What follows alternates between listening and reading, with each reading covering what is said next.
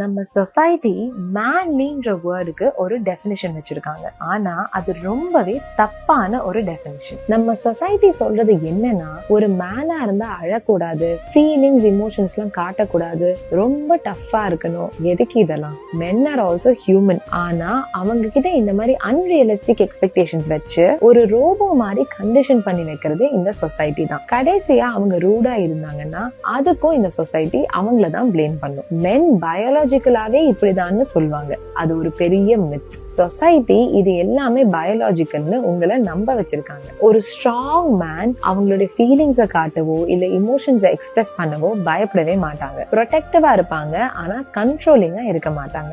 Most importantly இந்த society ஸ்டாண்டர்ட்ஸ்ல அவங்க ஒரு மேன் இல்லைன்னு சொன்னா கூட ஃபீல் கூட பண்ண மாட்டாங்க. Because he knows who he is. women ஞாபகம் வச்சுக்கோங்க, உங்க ஹஸ்பண்ட் கைண்டா அவருடைய ஃபீல்